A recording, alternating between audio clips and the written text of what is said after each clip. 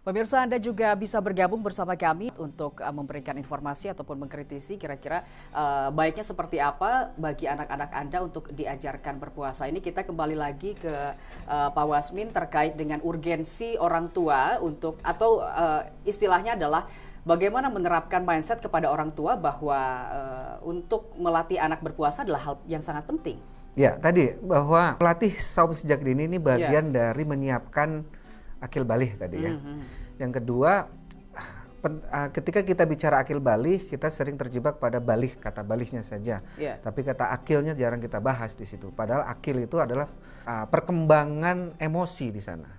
Berarti melatih akil baik, berarti kita melatih kecerdasan emosi. Baik. Nah, bagaimana melatih sejak dini akan melatih kecerdasan emosi? Ini hubungannya dengan menahan ya. Ini penelitian telah dilakukan oleh Stoltz tentang kecerdasan adversity. Kalau sahabat-sahabat pernah mendengar cerdas tahan malang, itu istilah lainnya adalah cerdas adversity atau adversity quotient. Bagaimana cerdas ketahan malangan ini ternyata mempengaruhi kesuksesan orang di masa depan.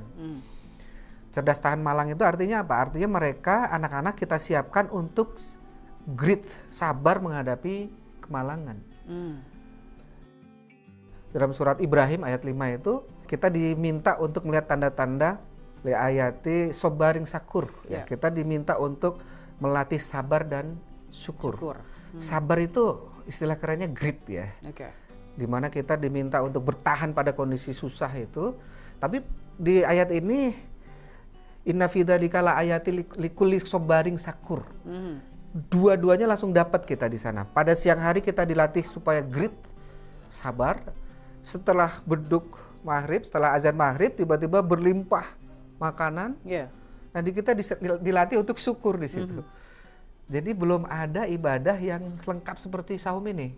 Pada satu hari kita dilatih untuk dua hal sekaligus, kemalangan dan kenikmatan. Artinya begini, ini nampaknya akhil ini bisa terjadi ataupun bisa dialami oleh anak-anak justru sebelum balik itu sendiri. Ya, betul.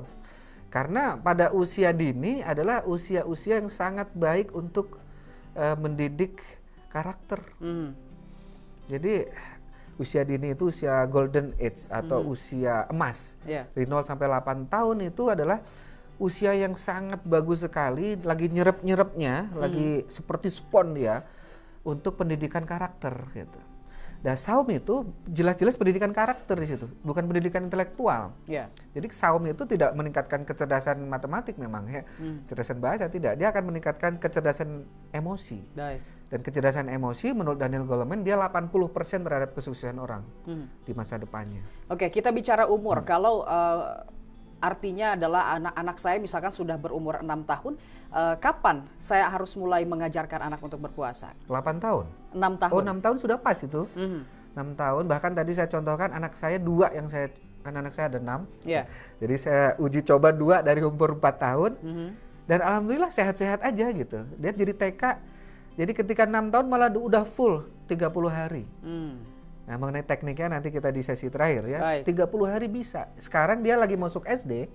Anak saya yang kedua ini yang saya latih yang kedua masuk SD sudah full 30 hari. Dari tahun kemarin. Ini sekarang lagi mau asik berarti 6 tahun ya. 6 tahun insya Allah sanggup ini. Sampai hari ke-11 ini dia belum putus, alhamdulillah. Baru 6 tahun tuh ya. Baik, tentunya kan kalau kita memberikan edukasi kepada anak justru tidak bisa menggunakan bahasa secara dewasa begitu. Nah, artinya harus ada pendekatan dan bahasa khusus untuk anak. Nah, untuk memberikan informasi itu tidaklah mudah, terutama untuk anak-anak yang tadi Bapak bilang ini sangat muda di golden age ini. Pengalaman saya kok tidak terlalu rumit ya. Baik. Tidak terlalu rumit, harus diterangkan dulu bahwa ini kewajiban agama, harus terangkan dulu bahwa ini adalah kewajiban muslim, itu puasa dari bagian dari rukun Islam ya. Enggak kayak gitu.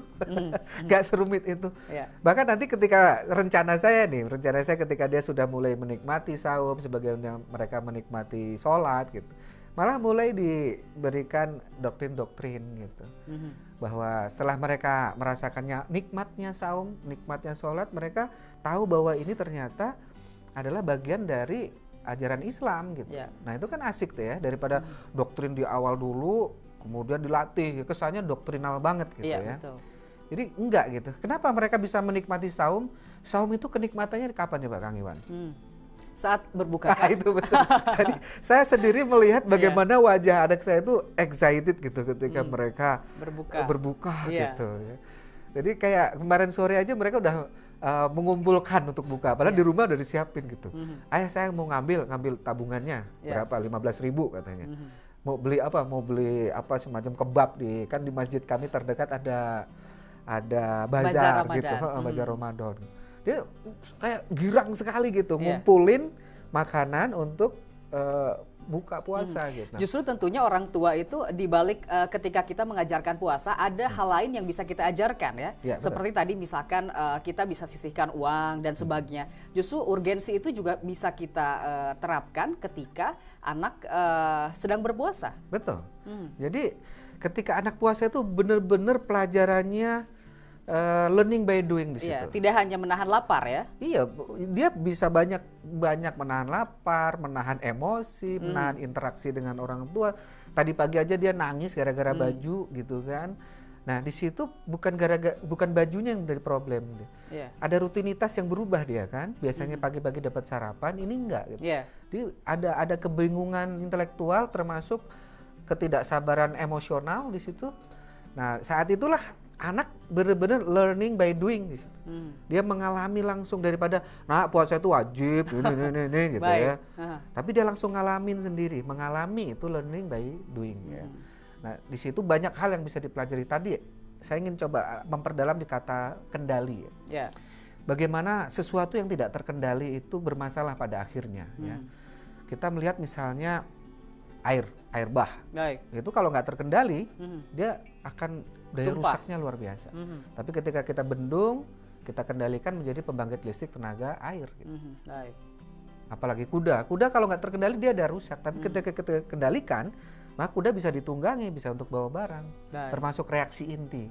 Reaksi inti atom itu kalau tidak terkendali jadi bom atom. Ya. Tapi kalau ditaruh batang kendali di sana, grafit ya, untuk kendali, maka dia menjadi pembangkit listrik tenaga nuklir. Baik. Pak Wasmin, kita akan jeda terlebih dahulu. Nanti di segmen ketiga kita akan bicara soal bagaimana metode yang harus diterapkan orang tua terhadap anak. Tetaplah bersama kami di iNews Jabar.